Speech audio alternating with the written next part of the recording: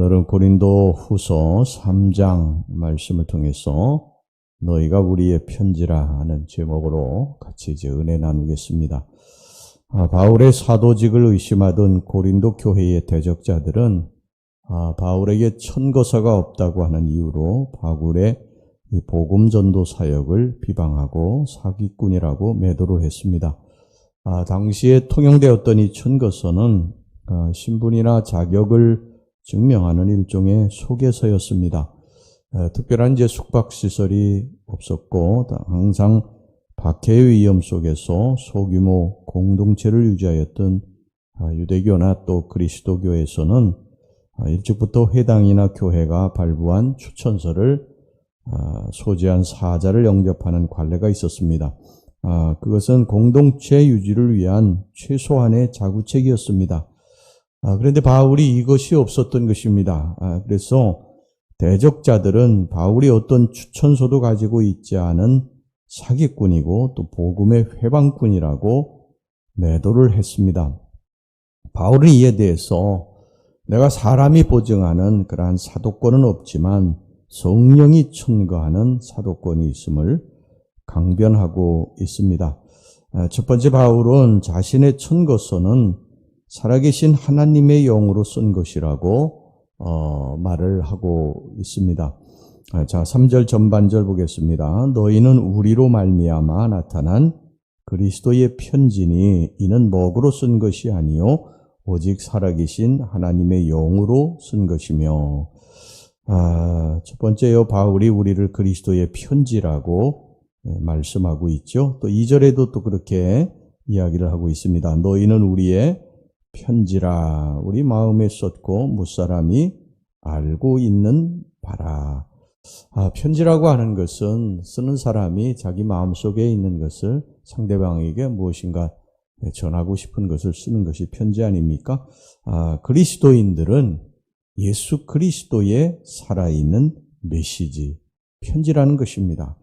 예수님의 은혜와 십자가의 사역을 통해서 죄사함 받고 구원을 얻으면서 또 저주와 질병에서 벗어나서 이제 새 사람이 되었다고 하는 살아있는 그러한 증거가 그리스도인의 모습을 통해서 드러나는 것입니다. 그러므로 우리 그리스도인들은 일거수일투족 우리들의 삶의 모든 것에 사람들이 이제 본을 받아야 되고요. 하나님의 영광이 되는 생활을 해야 된다고 하는 것입니다. 우리의 삶, 우리의 말하는 것도, 우리의 행동하는 모든 것들이 다 그리스도의 편지라는 거예요. 그리스도가 우리를 통해서 그리스도를 나타내는 편지라는 것입니다. 그러니까 우리가 행동거지 하나하나를 잘못하게 되면 누가 욕을 먹느냐? 그리스도, 우리 예수께서 욕을 먹게 되는 것이고 우리의 일거수일투족이 잘할 때에 누가 영광을 받습니까? 예수 그리스도 거룩하신 우리 주님이 영광을 받으신다는 것입니다. 우리가 그리스도의 편지라는 거예요. 그리스도의 마음을 담아서 세상 사람들에게 보이는 그리스도의 편지라는 것입니다. 그래서 우리는 살아도 주를 위하여 살고 죽어도 주를 위해서 죽어야 된다. 이제는 우리가 사는 것은 우리가 사는 것이 아니요 우리 안에 예수 그리스도께서 사시는 것이기 때문에 우리는 사나 죽으나 주의 영광을 나타내고 그렇게 사는 그리스도의 편지가 되어야 된다. 그분은 우리의 주인이십니다. 그분은 우리의 전부세요. 우리는 그분을 위해서 이 땅에 나왔고 그분을 위해서 살다가 언젠가 그분과 함께 이제 저 영원한 나라에 들어가게 되는 그분의 것인 줄 믿으시기를 바랍니다. 먹으로 쓴 편지는 세월이 흘러가면 다 변하지 않습니까? 아무리 공을 들여 써놓았다 할지라도 오래가지 못하는 것입니다. 마찬가지로 우리 인간의 어떤 결심이라든지 의지라고 하는 것도 그리 믿을 것이 못 됩니다. 시간이 지나고 환경이 바뀌게 되면요. 그에 따라서 수시로 변하는 것이 인간의 마음입니다. 비록 한때는 대단한 결심을 해서 영원토록 변함이 없는 승리하는 생활을 할 수 있을 것 같아도 현실은 그렇지 않아요. 조금만 마음이 어려워도 흔들리고 조그만 유혹이 와도 쉽게 넘어지고 마는 것이 인간의 모습 아닙니까? 그러나 그 편지가 살아계신 성령에 의해서 기록된 것이라면 상황이 180도 달라지게 됩니다. 성령께서 역사하시면 우리 인간의 힘으로 할 수 없는 것들이 가능해집니다. 성령께서는 우리의 힘만으로는 도저히 극복할 수 없는 죄와 사망의 법도 생명의 성령의 법으로서 능히 극복하게 하시고 거기에서 해방시켜 주십니다. 뿐만 아니라 우리의 연약함을 도우시며 또 그 능력으로 우리의 속사람을 강건하게 하셔서 우리로 하여금 하나님의 영광을 나타내는 신앙생활을 할 수 있도록 도와주실 줄로 믿습니다. 자, 그 다음에 두 번째 이 바울의 천거서는요, 육의 마음판에 쓴 것입니다. 자, 3절 후반절 보겠습니다. 또 돌판에 쓴 것이 아니요 오직 육의 마음판에 쓴 것이라. 돌판이라고 하는 것은 이건 모세가 시내산에서 받았던 십계명을 말하는 것이죠. 이 십계명은 우리 인간을 살리지를 못합니다.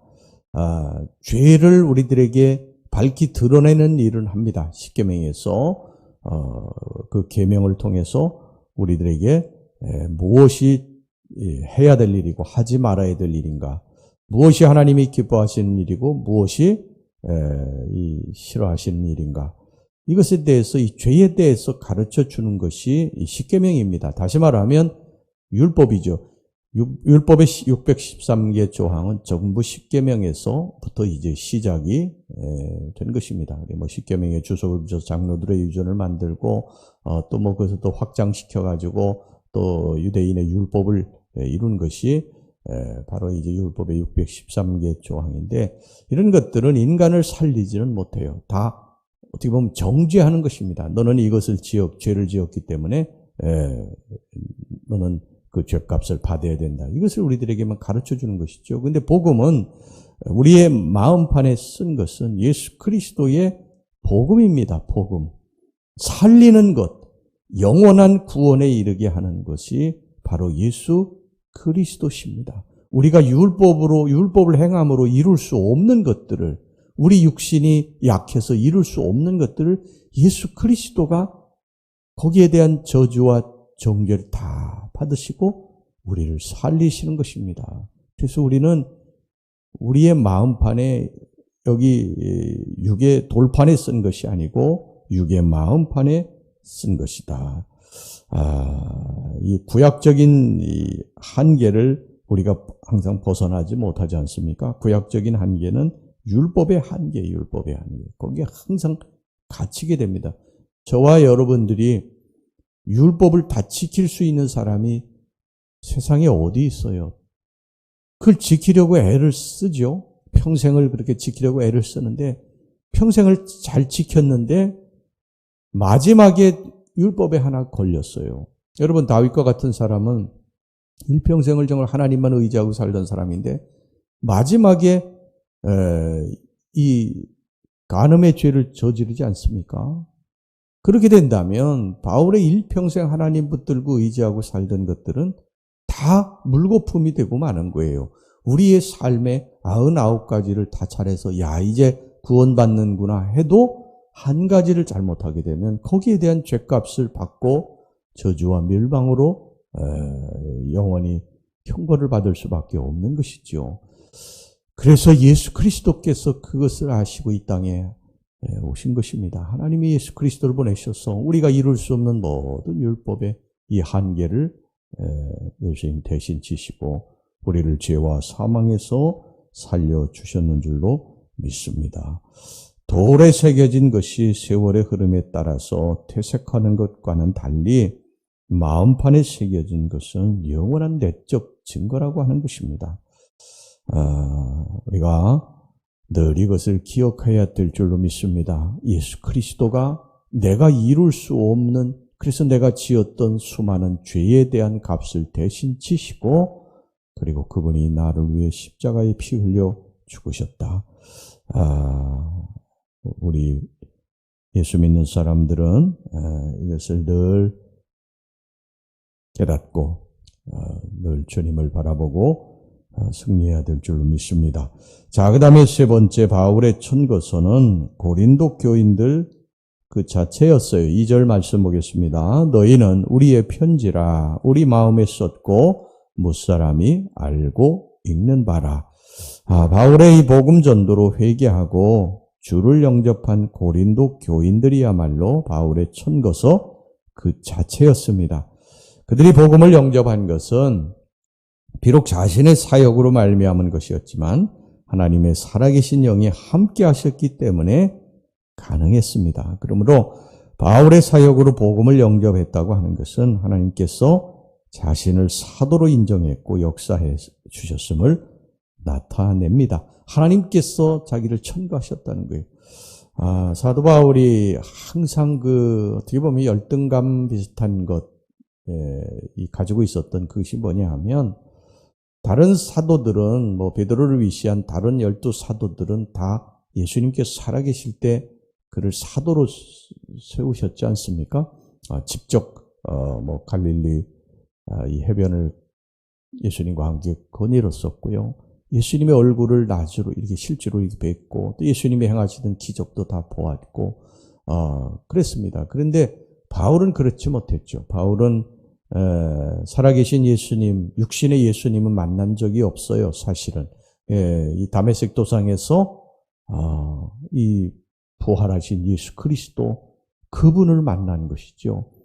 그래서 그 사도 바울이 이제 사도로다가 부르심을 받고 그리고 자기 목숨을 이제 내놓고 복음을 전하게 되는데, 근데 사람들이 그를 인정해 주지 않은 거예요. 사람들이 너는 사도가 아니라는 거예요. 천거서도 없고 넌 자천 스스로 너를 천거했는데 이게 증명해 보라는 것입니다. 근데 사도 바울은 나는 육신의 어떤 사람에게 천거를 받은 것은 아니지만 성령께서 나를 증거하신다. 성령이 나를 천거하셨다. 이제 그런 항변입니다.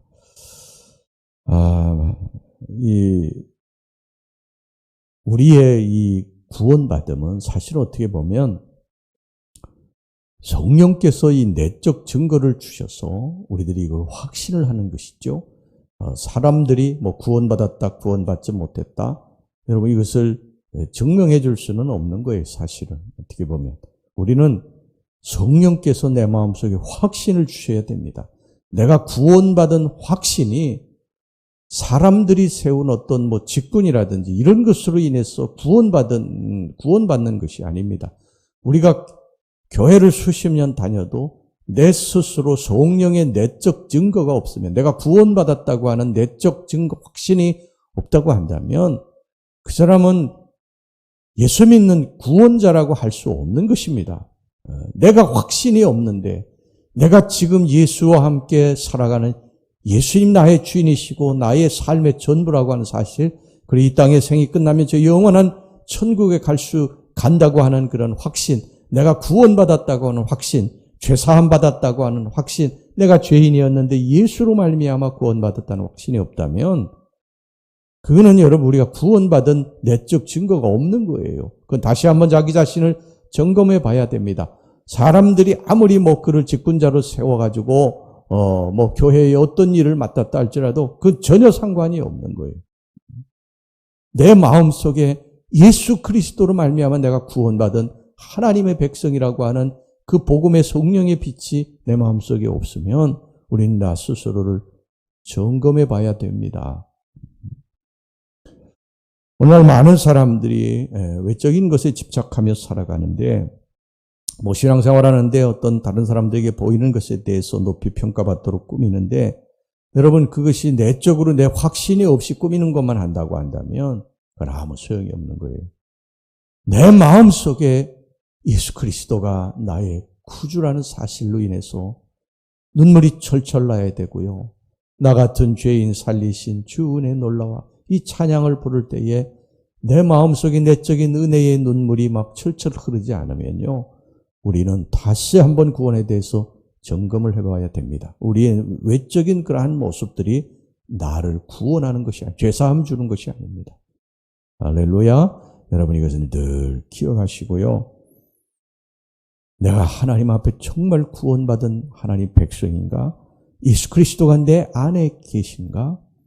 바울은 세상 사람들이 바울에 대해서 사도도 아니다, 어떤 천거서도 없다 이렇게 했지만 그 속에 성령으로 말미암아 내적 증거가 있기 때문에 이렇게 강하게 이야기할 수 있었던 것이죠. 여러분 사랑하는 우리 성도 여러분, 내가 예수로 말미암아 구원받은 하나님 백성인가, 하나님의 자녀인가, 나는 지금 죽어도 천국 갈 수 있는가? 여러분 그런 게 아멘, 예, 믿습니다. 그러면 그 사람 구원받은 사람이고 내적인 그러한 증거를 가지고 믿음으로 굳건하게 서 있는 사람인 줄로 믿습니다. 할렐루야. 늘 이것을 점검하고 승리하시는 여러분들이 되시기를 주의 이름으로 축원합니다. 기도합시다.